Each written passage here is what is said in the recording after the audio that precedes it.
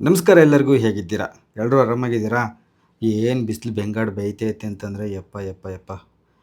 ಬಿಸಿಲು ಈ ಬಿಸಿಲಿಗೆ ಎದ್ರಿ ಮನೆ ಹೊಸ್ಲು ದಾಟೋಕ್ಕೆ ಹೆದರಿಕೆ ಆಗ್ತಿತ್ತು, ಅಷ್ಟು ಬಿಸಿಲೈತೆ. ಆದರೂ ಅನಿವಾರ್ಯ, ಏನು ಮಾಡೋಕ್ಕಾಗಲ್ಲ, ಓಡಾಡಲೇಬೇಕಾಯ್ತು ಹೊರಗಡೆ.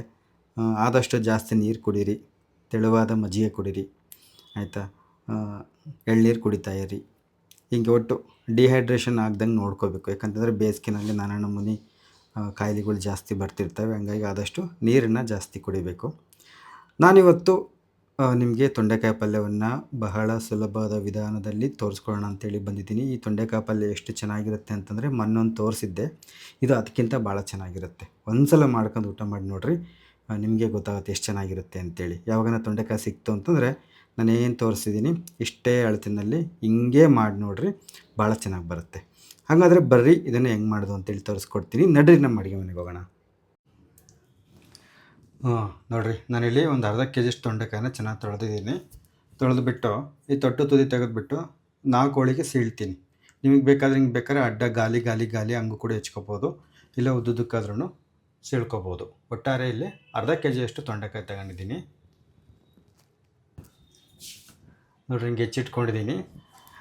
ತೀರಾ ಹಣ್ಣತ್ತಿರೋ ತಗೊಂಡಿಲ್ಲ, ಹಿಂಗೆ ಮೇಲೆ ಹಿಂಗೆ ಹಸ್ರಿಗಿರ್ತಾವಲ್ಲ, ಹಸ್ರಿಗಿರೋಳು ತಗೊಂಡಿದ್ದೀನಿ. ಒಳಗೆ ಒಂಚೂರು ಹಿಂಗೆ ದ್ವಾರಗಾಯಿನಂತ ಇರೋ ತಗೊಂಡಿದ್ದೀನಿ. ಸುಮ್ಮನೆ ಯಾಕೆ ಕಲಾಕ ಮಾಡೋದು ಅಂತ. ಏನು ಚೆನ್ನಾಗಿರುತ್ತೆ, ಏನು ಆಗೋದಿಲ್ಲ. ತೀರಾ ಹಣ್ಣಾಗಿರೋದು ಹಾಕಿರೋ ಒಂಥರ ಅನಿಸುತ್ತೆ.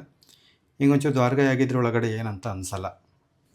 ಒಟ್ಟು ಒಂದು ಅರ್ಧ ಕೆ ಜಿ ತೊಂಡೆಕಾಯಿ ನಿಮಗೆ ಹೆಚ್ಚಿಟ್ಕೊಂಡಿದ್ದೀನಂತೆ. ಇವಾಗ ನೋಡಿರಿ, ಈ ಥರದೊಂದು ಈರುಳ್ಳಿ ತೊಗೊಂಡಿದ್ದೀನಿ.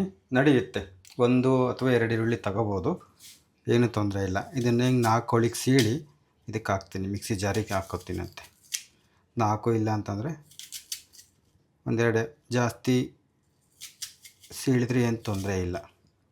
ಈ ಥರ ಹಾಗೆ ಒಂದು 7-8 ಹೆಸಳು ಬೆಳ್ಳುಳ್ಳಿ, ಹಾಗೆ ಒಂಚೂರು ಹಸಿ ಶುಂಠಿ, ಜಾಸ್ತಿ ಬೇಡ, ಒಂಚೂರು.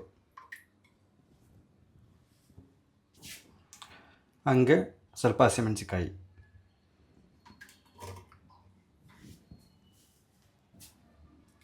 ಹಾಗೆ ಸ್ವಲ್ಪ ಕೊತ್ತಂಬರಿ ಸೊಪ್ಪು. ಇಷ್ಟನ್ನು ಹಾಕ್ಕೊಂಡು ಬಿಟ್ಟಿದ್ದನ್ನು ದೊರಗಬರ್ಗ ರುಬ್ಕೊಬರ್ಬೇಕು. ನುಣ್ಣಗೆ ಬೇಡ, ದೊರಗಬರ್ಗ ಇರಬೇಕು. ಒಂದೇ ಸತಿ ಗರ್ ಅನ್ನಿಸ್ಬಾರ್ದು. ಒಂದು ಸತಿ ಆನು ಆಫು ಮಾಡಿ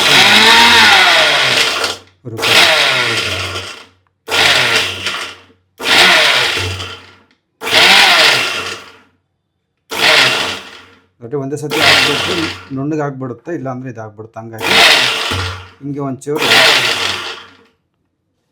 ಹಿಂಗೆ ಮಾಡ್ಕೊಂಡು ದೊರಗಬರ್ಗ ರುಬ್ಕೋಬೇಕು.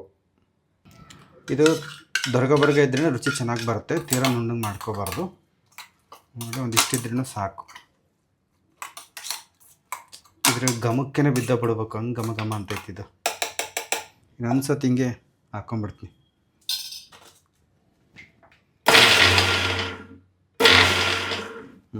ಸಾಕಿಷ್ಟು. ಈ ಥರ ಇವಾಗ ಒಲೆ ಮೇಲೆ ಒಂದು ಬಾಣಲಿನೋ ನಿಮ್ಗೆ ಯಾವ್ದು ಅನುಕೂಲ ಆಗಿರುತ್ತೆ ಅಂತ ಒಂದು ಪಾತ್ರೆ ಇಟ್ಟು ಎಣ್ಣೆ ಹಾಕ್ರಿ ಸ್ವಲ್ಪ.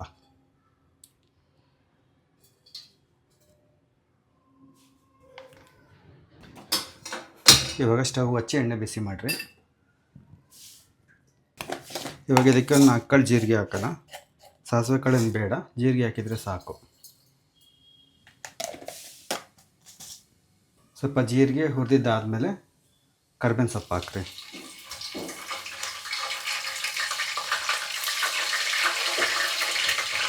ಇವಾಗ ಇದಕ್ಕೆ ಏನು ರುಬ್ಬಿಟ್ಕೊಂಡಿದ್ವಿ ಇದನ್ನು ಇದಕ್ಕೆ ಹಾಕೋಣಂತೆ.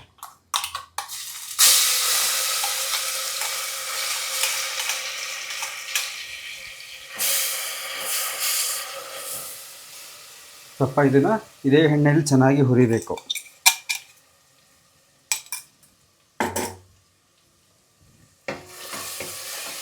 ಸಣ್ಣೂರಿನಲ್ಲೇ ಚೆನ್ನಾಗಿ ಎಣ್ಣೆ ಬಿಡೋವರೆಗೂ ಚೆನ್ನಾಗಿ ಹುರಿರಿ. ಇದನ್ನು ಭಾಳ ಹೊತ್ತೇನು ಹಿಡಿಯಲ್ಲ, ಒಂದು 2-3 ನಿಮಿಷಕ್ಕೆಲ್ಲ ಎಣ್ಣೆ ಬೇರೆ ಆಗುತ್ತೆ.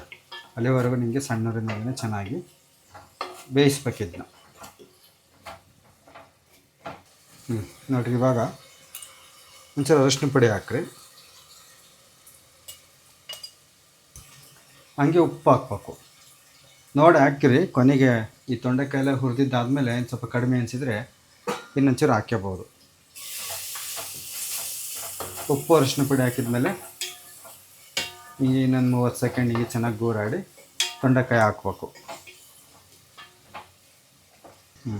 ಇವಾಗ ತೊಂಡೆಕಾಯಿ ಹಾಕ್ತಾಯಿದ್ದೀನಿ ಇದಕ್ಕೆ. ನೋಡಿ ತೀರಾ ಹಣ್ಣಾಗಿದ್ರೆ ತಗೊಳಕ್ಕೆ ಹೋಗ್ಬೇಡ್ರಿ, ಯಾಕಂದರೆ ಅವು ಬಲ್ತಿರ್ತವೆ, ಬೀಜ ಜಾಸ್ತಿ ಆಗಿರ್ತವೆ. ಹಿಂಗೆ ಸಿಪ್ಪೆ ಹಸಿರಿಗಿದ್ದ ಮೇಲಿಂದು ಒಳಗಡೆ ಒಂಚೂರು ಹಿಂಗೆ ಕೆಂಪತ್ತಿದ್ರೆ ಏನು ತೊಂದರೆ ಇಲ್ಲ, ತೊಗೋಬೋದು. ಮೇಲೆ ಪೂರ್ತಿ ಕೆಂಪಗಿತ್ತು ಅಂದರೆ ಅದನ್ನು ತಗೊಳಕ್ಕೆ ಹೋಗ್ಬೇಡ್ರಿ ಪಲ್ಯಕ್ಕೆ. ಇದನ್ನ ಹಾಕಿದ್ಮೇಲೆ ಹಿಂಗೆ ಎಲ್ಲ ಚೆನ್ನಾಗಿ ಒಂದ್ಸತಿ ಗೂರಾಡ್ರಿ ಹಿಂಗೆ. ಇವಾಗ ತೊಂಡೆಕಾಯಿ ಇದೇ ಮಸಾಲೆನಲ್ಲೇ ಚೆನ್ನಾಗಿ ಬೇಯಬೇಕು.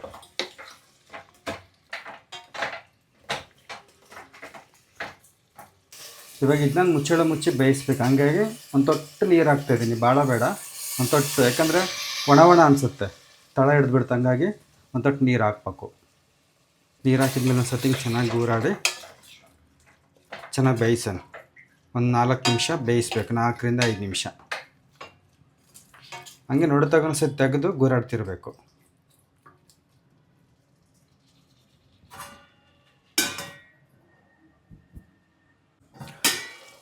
ಅವಾಗ ಹಿಂಗೆ ಪ್ಲೇಟ್ ತೆಗೆದು ಹಿಂಗೆ ಗುರಾಡ್ಕೋಬೇಕು ಅನ್ಸತಿ. ಅದ್ರ ಪಡೆಗೆ ಅದು ಬೇಯ್ತಿರುತ್ತೆ. ಇವಾಗ ನೋಡಿರಿ, ಒಂದು ಗಿಳ್ಳು ಇಲ್ಲ ಅಂತಂದರೆ ಒಂದು ಬಟ್ಲು ತೊಗೊಂಡ್ಬಿಟ್ಟು ಒಂದು 2 ಚಮಚದಷ್ಟು ಮೊಸರು ತೊಗೊಳ್ರಿ. ಒಂದು 2 ಚಮಚ ಮೊಸರು.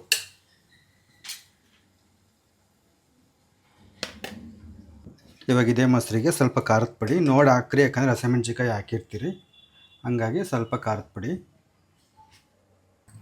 ಸ್ವಲ್ಪ ಧನಿಯಾ ಪುಡಿ, ಒಂದಿಷ್ಟು,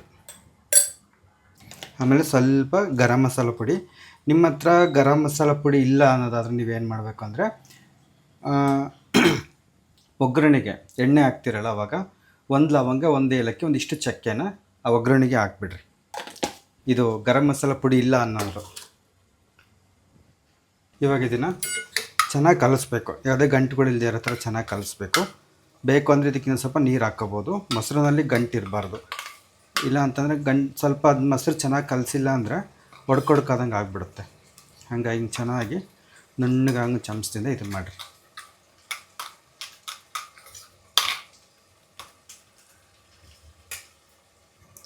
ನೋಡಿ ಹಿಂಗೆ ಪೂರ್ತಿ ಸಂಪೂರ್ಣ ನಯಸ್ಸಾಗಬೇಕಿದು. ಹಿಂಗೆ ನಯಸ್ಸಾದ್ಮೇಲೆ ಅದಕ್ಕೆ ಹಾಕೋದು. ಇಲ್ಲೇನಿಲ್ಲಿ ಬೇಯ್ತಾ ಇದೆಯಲ್ಲ, ಇದಕ್ಕೇನು ಇದನ್ನು ಹಾಕ್ಬಿಡೋಣ.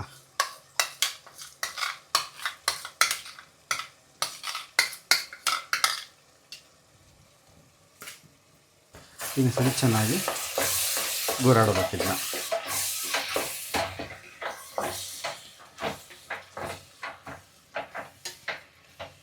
ಈಗ ಬೇಯೋದಕ್ಕೆ ಎಷ್ಟು ಬೇಕಷ್ಟು ನೀರು ಹಾಕ್ಬೇಕು. ಚೂರು ಗಟ್ಟಿಗೆ ಬೇಕು ಅನ್ನೋರು ನೀರು ಕಡಿಮೆ ಹಾಕೊಳ್ರಿ, ಚೂರು ತೆಳ್ಳಗೆ ಬೇಕು ಅನ್ನೋರು ನೀರು ಜಾಸ್ತಿ ಹಾಕೊಳ್ರಿ ಅಷ್ಟೇ.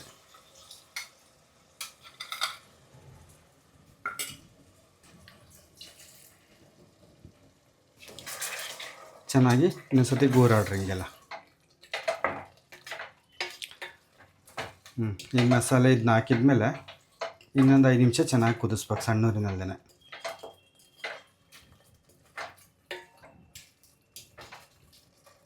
ನಾನು ಇನ್ನೂ ಸ್ವಲ್ಪ ನೀರು ಹಾಕ್ಕೊತೀನಿ, ಯಾಕಂದರೆ ನನಗೆ ಅನ್ನಕ್ಕೂ ಬೇಕಾಗುತ್ತೆ, ಅನ್ನಕ್ಕೂ ಚಪಾತಿಗೂ ಎರಡಕ್ಕೂ ಬೇಕಾಗಿರೋದ್ರಿಂದ ಸ್ವಲ್ಪ ನೀರು ಹಾಕೊಂಡು ಒಂಚೂರು ತೆಳ್ಳಗೆ ಮಾಡ್ಕೊತೀನಿ. ಯಾಕಂದರೆ 2-3 ಮಾಡ್ಕೊಳಕ್ಕಾಗಲ್ಲ, ಹಾಗಾಗಿ.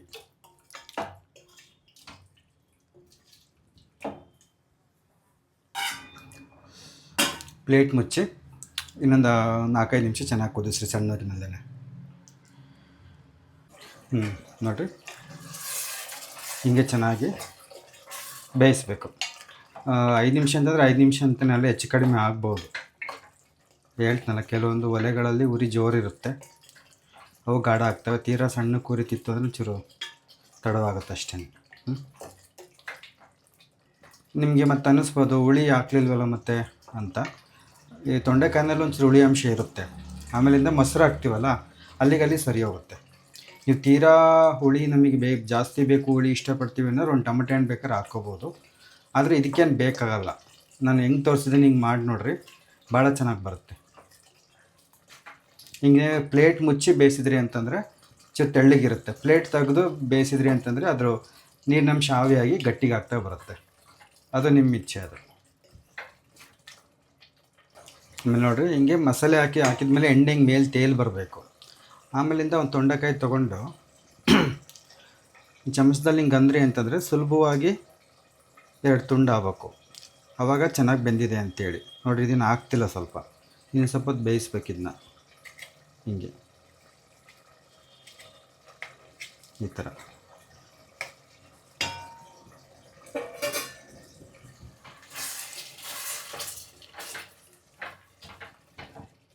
ಇವಾಗ ನಿಮ್ಮ ಹತ್ರ ಇದ್ದರೆ ಕಸೂರಿ ಮೇಥಿ ಅಂತೀವಲ್ಲ, ಅದನ್ನೊಂದು ಸ್ವಲ್ಪ, ಜಾಸ್ತಿ ಬೇಡ, ಒಂದು ಸ್ವಲ್ಪ, ಒಂದಿಷ್ಟು ತೊಗೊಂಬಿಟ್ಟು ಈ ಥರ ಉಜ್ಜಿ ಹಾಕ್ರಿ ಇದಕ್ಕೆ. ಕೊನೆಗೆ ಇದ್ದರೆ ಹಾಕ್ರಿ, ಇಳಿದ್ರೇನು ಬೇಡ. ಇವಾಗ ಸ್ಟವ್ ಆಫ್ ಮಾಡ್ತಾಯಿದ್ದೀನಿ ನಾನು. ಹಾಗೆ ಸ್ವಲ್ಪ ಕೊತ್ತಂಬರಿ ಸೊಪ್ಪು ಕೊನೆಗೆ ಒಂಚೂರು ನೋಡಿ, ಇಷ್ಟು ಮೊದಲೇ ನಾವು ಒಗ್ಗರಣೆಗೂ ಹಾಕಿರ್ತೀವಿ, ಜಾಸ್ತಿ ಹಾಕೋದೇನು ಬೇಡ. ಹಂಗೆ ಒಂಚೂರು ಹಾಕಿದ್ವಿ ಅಂತಂದರೆ ಪಲ್ಯ ಹಾಗೇ ಹೋಯ್ತು. ಇಷ್ಟೇ ನೋಡಿರಿ. ನಿಮ್ಗೇನಾದರೂ ಈ ಪಲ್ಯ ಇಷ್ಟ ಆಗಿತ್ತು ಅಂತಂದರೆ ನೋಡೋದ್ರಲ್ಲೇ ಗೊತ್ತಾಗುತ್ತಲ್ಲ, ಒಂಥರ ನೋಡ್ತಿದ್ದಂಕಲೇ.